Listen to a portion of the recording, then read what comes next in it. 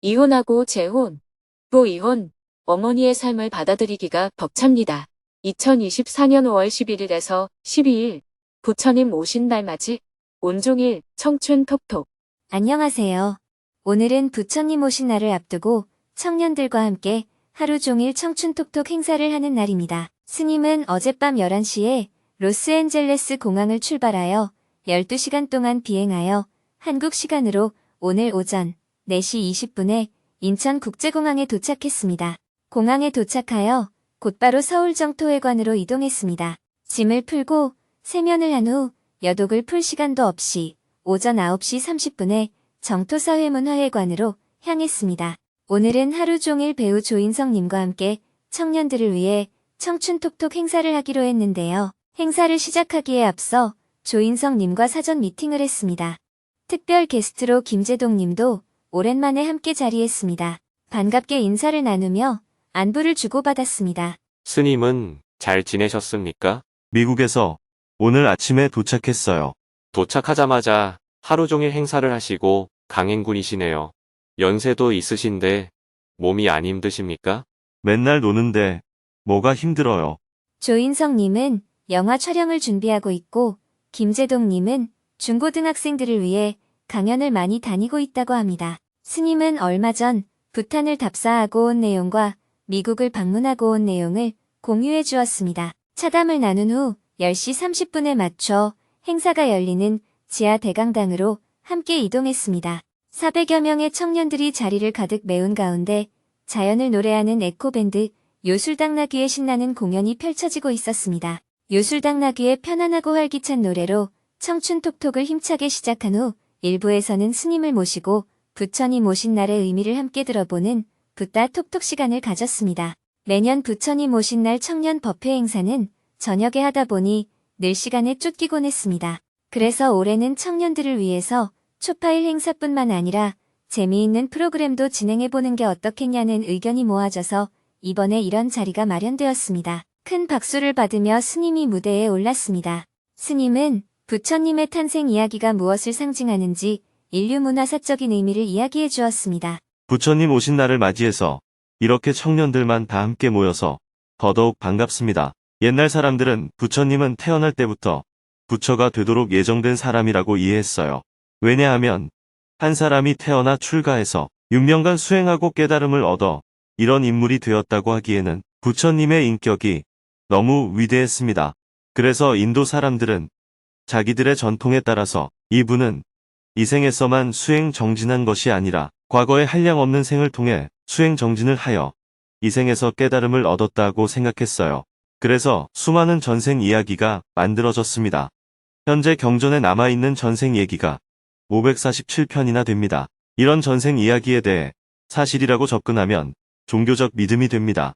반면에 이건 거짓말이야 하고 접근하면 과학자라고 말할 수 있습니다. 그런데 요즘 우리 사회에 나온 새로운 학문이 인류 문화사입니다.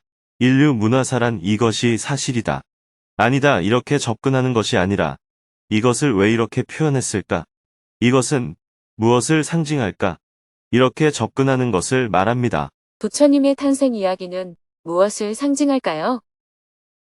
부처님의 탄생 이야기도 인류 문화사적으로 접근해 볼 수 있습니다. 부처님은 태어나시자마자 7걸음을 걸었다고 경전에 기록되어 있습니다. 왜 하필 7걸음일까요?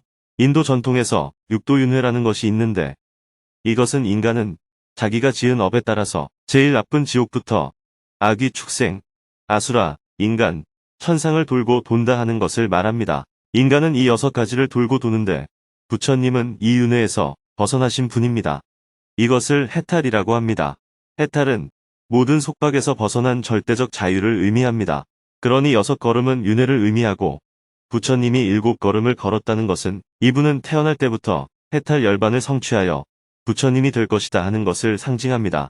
그리고 경전에는 부처님이 한 손은 하늘을, 다른 한 손은 땅을 가리키고 이렇게 기록되어 있습니다. 그러면서 이와 같이 외쳤습니다. 천상천하 유아독존, 하늘 위, 하늘 아래, 나 홀로 가장 존귀하도다. 3개 개구 아당한지 3개가 다 고통 속에 빠져 있구나. 내 일을 마땅히 편안케 하리라. 여기서 하늘 위는 천상, 신들의 세계를 말합니다. 하늘 아래는 천하, 인간들의 세계를 말합니다. 신들의 세계와 인간들의 세계를 통틀어서 깨달은 이가 가장 존귀하다는 뜻입니다. 당시 인도에서는 신이 가장 존귀했습니다. 그런데 이분은 신보다 더 존귀하고 이 세상에서 이분하고 비교할 만한 사람은 아무도 없다. 즉, 천상천하 무여불이라는 뜻입니다. 게다가 이분은 이 세상 사람이 어리석어서 고통에 빠져 있는데 이들을 다 편안하게 할 목적으로 이 세상에 태어났다는 거예요. 그렇다면 이런 목적을 갖고 태어났기 때문에 이분이 부처가 된 거예요. 아니면 이분이 평생 스스로 자유롭고 세상 사람들의 고통을 덜어주는 삶을 살았기에 이렇게 묘사가 된 거예요. 그런 삶을 살았기 때문에 그렇게 묘사를 한 겁니다. 즉, 부처님의 전기를 쓴 작가가 이분이 평생 동안 산 모습을 태어나는 모습의 상징적으로 묘사를 한 겁니다. 그러니 부처님의 탄생 이야기를 보고 이상한 것을 믿는다, 이렇게 생각하지 말고 위대한 붓다의 일생을 전기 작가가 인도의 전통문화 속에서 이렇게 묘사했구나 하고 이해하시면 됩니다. 나는 가장 고귀한 존재입니다. 청년 여러분들도 본인이 어떻게 태어나고 자랐든 우리 어머니나 아버지가 홀로 나를 키웠든 그런 건 신경 쓸 필요가 없어요. 예수님은 아버지가 원래 목수였어요. 그런데 위대한 성인이 되어서 자기가 바로 하느님의 하나밖에 없는 아들이라는 사실을 깨닫게 된 겁니다. 즉, 최고로 존귀한 존재, 신의 아들이 되었어요. 그런데 인도 사람들은 또 다른 발상을 해서 부처님은 신보다 더 높은 존재가 되어버렸어요. 예수님은 이 세상에서 제일 위대한 창조신의 하나밖에 없는 아들이 되었고 부처님은 신보다 더 높은 사람이 되었습니다. 어느 것이 더 높은지가 중요한 게 아니고 그만큼 고귀한 사람이 되었다는 것이 중요합니다. 그렇다면 예수님과 부처님은 그렇게 될 것이라는 예정을 받고 태어나서 그렇게 된 거예요? 아닙니다. 그분의 삶이 결과적으로 이런 존재가 된 겁니다. 그러니 여러분들이 어릴 때 부모님이 나를 사랑했든 안 했든, 어머니 혼자서 나를 키웠든, 어머니가 성폭행을 당해서 나를 낳았든 이런 것에 연연할 필요가 전혀 없어요. 신분이 천하든 높든 부자든 가난하든 배웠든 안 배웠든 장애가 있든 없든 혼자서 키웠든 이런 건 하나도 중요하지 않습니다. 여러분들이 고귀한 존재가 되면 여러분들의 태생은 바로 다 고귀해져 버립니다. 고귀하게 태어났기 때문에 고귀한 존재가 되는 게 아니라 고귀한 삶을 살았기 때문에 전생, 현생, 미래의 생까지 고귀해지는 거예요. 지금이 고귀해지면 내가 바로 하느님도 되고 하느님의 아들도 되고 하느님보다 더 높은 사람도 되는 것입니다. 그러니 부처님 오신 날을 맞이해서 우리 한 사람 한 사람이 가장 고귀한 존재라는 것을 자각해야 합니다. 여러분들은 이런 자각이 안 되니까 엄마가 어릴 때 나를 학대했다, 욕을 했다, 아버지가 술 먹고 와서 때렸다, 부모가 이혼했다, 대학에 안 보내줬다, 누가 나를 성추행했다, 이런 핑계들을 대며 괴로워하는 거예요. 누가 나를 성추행하든 나를 때리든 어릴 때는 몰라서 큰 상처가 되지만 내가 고귀한 존재라는 것을 자각하고 나면 그런 것은 하나도 중요한 게 아니에요. 바로 내가 붓다가 되는 날. 예를 들어 한라산을 등반하는데 평지로 갔다가 숲속을 갔다가 절벽을 타고 올라갔다가 개울을 건넜다가 우여곡절 끝에 정상에 올랐다고 합시다. 정상에 오른 뒤에 뒤돌아보면 개울을 건널 때 신발을 벗고 건넜든 누가 업어줘서 건넜든 그게 중요해요. 뙤약볕을 걸어왔든 그늘을 걸어왔든 가파른 길을 걸어왔든 완만한 길을 걸어왔든 오다가 5번을 넘어졌든 한 번도 안 넘어졌든 그런 것은 하등 중요하지 않아요. 정상에 올라서 뒤돌아보면 그냥 하나의 과정이었을 뿐입니다. 그래서 저는 청년 여러분들이 자꾸 환경을 탓하고 누구를 탓하는 것은 스스로 붓다의 길을 포기하는 것이라고 생각합니다. 그 누구 못지않은 나만의 고귀한 삶을 살아간다면 여러분 모두 붓다가 되는 것입니다. 어떤 사람이 어떻게 태어나든 다 붓다의 길로 갈 수 있습니다. 부처님 오신 날은 바로 내가 붓다가 되는 날입니다. 이어서 11시 20분부터는 배우 조인성님과 청년들이 대화하는 제2부 사랑톡톡 시간을 가졌습니다. 그동안 조인성님이 출연한 클래식, 발리에서 생긴 일, 괜찮아 사랑이야 등 주옥 같은 작품들에 대해 퀴즈를 풀어보는 시간을 재미있게 가진 후 본격적으로 조인성님의 수행 이야기를 함께 들어보았습니다. 청년들은 조인성님이 배우 생활을 롱런할 수 있는 비결, 힘들 때 마음을 돌아보는 방법, 길벗 모임과 함께 봉사활동을 하며 느낀 점 등 다양한 질문을 통해 조인성님의 마음 공부와 봉사 이야기를 생생하게 들어볼 수 있었습니다. 마지막으로 청년들이 조인성님에게 고민을 질문하는 고민상담소 시간을 가진 후 12시가 넘어서 2부 프로그램을 마쳤습니다. 다 함께 기념사진을 찍고 점심 식사를 했습니다. 400여 명이 질서 있게 줄을 서서 비빔밥과 오이냉국을 맛있게 먹었습니다. 스님은 조인성님, 김재동님과 함께 식사를 한 후 공양간에 가서 음식을 준비해준 봉사자들에게 감사의 마음을 전했습니다. 식후에는 1층과 2층에서 다양한 체험을 할 수 있는 부스를 운영했습니다. 정토불교대학 홍보 부스에서는 법륜 스님의 말씀이 담긴 예쁜 엽서를 나눠주었고 연등 만들기, 부처님께 편지 쓰기 등 다양한 체험 부스도 있었습니다. 스님은 부스를 한 바퀴 돌아보며 청년들을 격려했습니다. 오후 1시 30분부터는 제3부 법륜 스님과 함께하는 행복톡톡 시간을 가졌습니다. 먼저 정토회 청년특별지부 회원들의 여는 공연을 함께 보았습니다. 이혜원님은 바이올린 연주를 해서 큰 박수를 받았고 김나결님은 이무진의 신호등 노래를 신나게 불러주었습니다. 이어서 스님이 무대에 올라와서 청년들과 증문즉서를 했습니다. 사전에 10명이 질문을 신청했습니다. 스님은 1시간 동안 청년들의 고민을 듣고 지혜의 말씀을 들려주었습니다. 그중 한 명은 어머니가 이혼을 2번이나 해서 아버지가 계속 바뀌는 인생을 살았다며 이런 어머니의 삶을 어떻게 받아들이면 좋을지 조언을 구했습니다. 이혼하고 재혼, 또 이혼, 어머니의 삶을 받아들이기가 벅찹니다. 저는 어릴 때 부모님이 이혼해서 할머니 집에 맡겨졌다가 어머니가 재혼한 뒤 새아버지의 자녀들과 함께 자랐습니다.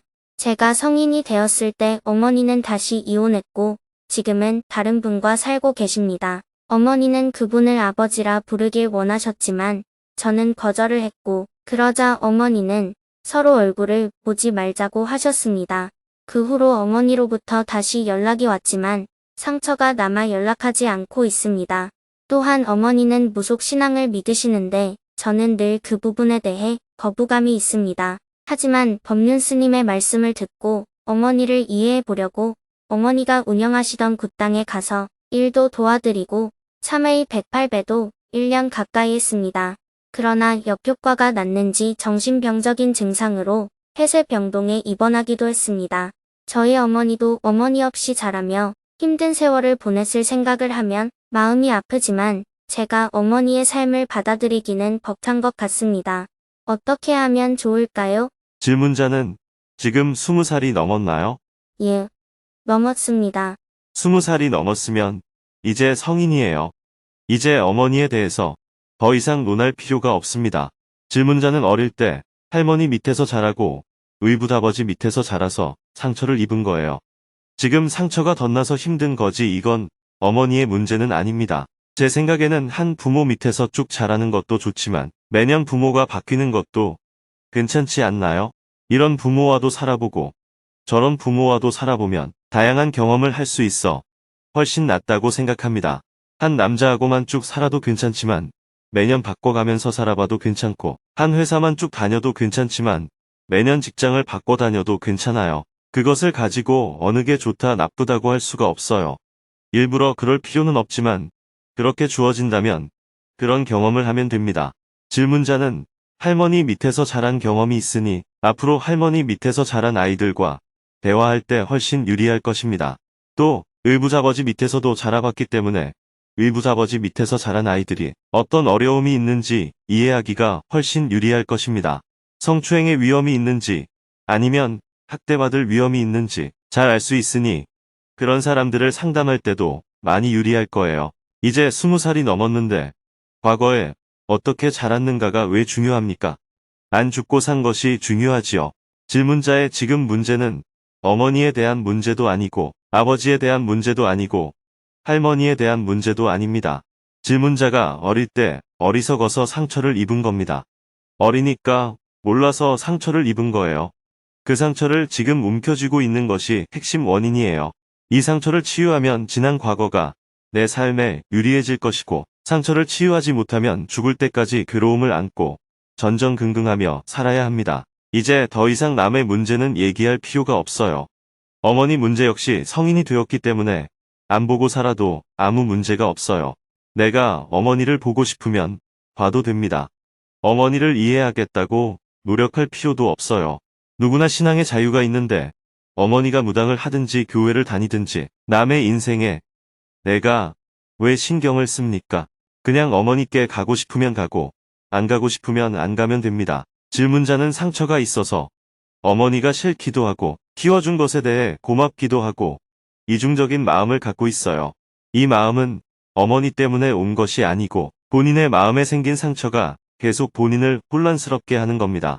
그래서 지금 해야 할 일은 내 상처를 치유하는 것입니다. 내 상처가 치유됐는지 검증하는 방법은 간단합니다. 어머니와 의붓 아버지를 만났을 때 아무렇지도 않으면 상처가 치유된 것입니다. 갈 때마다 자극이 오면 상처가 남은 거예요. 상처가 남았을 때는 안 가는 게 제일 좋습니다. 또 상처가 좀 치유됐는지 검증하려면 어머니께 가서 테스트를 해보면 됩니다. 그리고 이웃집 아저씨를 아버지라 부르라고 하면 부르면 되지, 그게 뭐 큰 문제예요. 내 마음대로 불러도 되고 안 불러도 돼요. 법륜 스님도 스님이라고 부르고 싶으면 스님이라 부르고 아저씨라고 부르고 싶으면 아저씨라 불러도 됩니다. 마음대로 해도 돼요. 그런데 절에서는 스님이라고 부르는 것이 나에게 유리합니다. 그것처럼 그 집에 가려면 아버지라고 부르는 게 나한테 유리한 거예요. 법륜 스님을 아저씨라고 불러도 되지만 절에서 그렇게 부르면 본인이 좀 불리해집니다. 나에게 유리한 쪽으로 부르는 게 더 낫습니다. 그래서 어머니한테 덕 볼 게 있으면 아버지라고 불러주면서 이익을 좀 챙기면 되고, 별로 덕 볼 게 없으면 아저씨라고 불러도 상관없어요. 그냥 내가 하고 싶은 대로 하면 됩니다.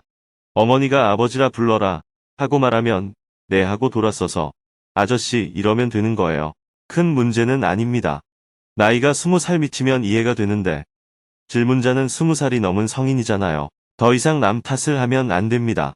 20살이 넘어서 남을 탓한다는 건 아직 성인이 아니라는 겁니다.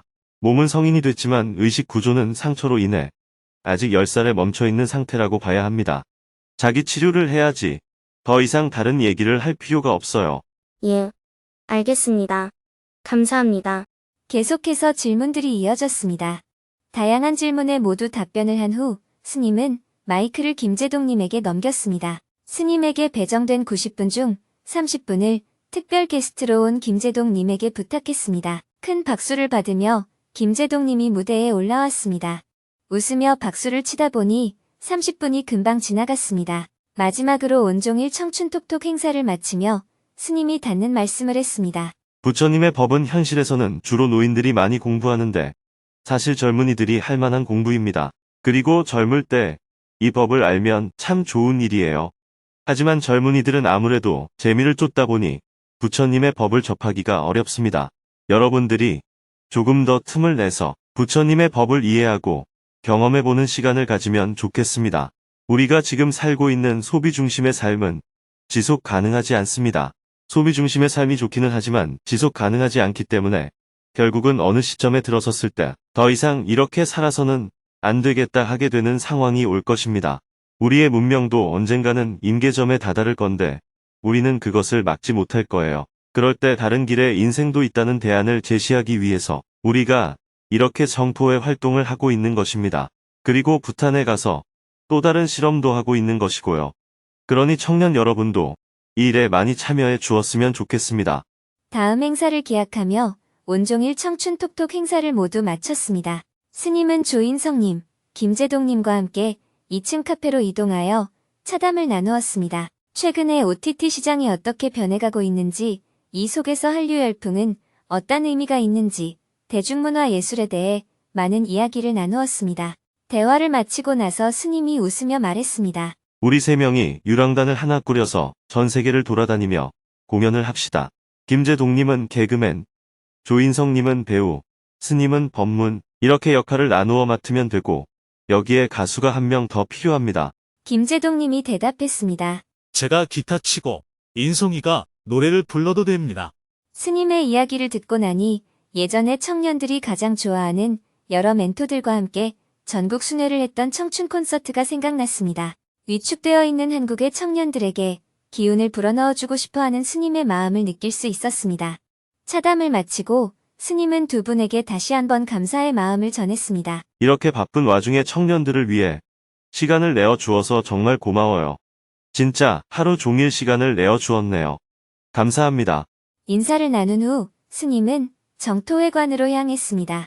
미국에서 도착하자마자 행사를 하느라 여독을 풀 겨를이 없었습니다. 몇 가지 급한 업무들만 처리한 후 스님은 일찍 잠자리에 들었습니다. 내일은 오전과 저녁에 전법 회원들을 위해 생방송을 하고 오후에는 평화재단에서 회의와 업무를 볼 예정입니다.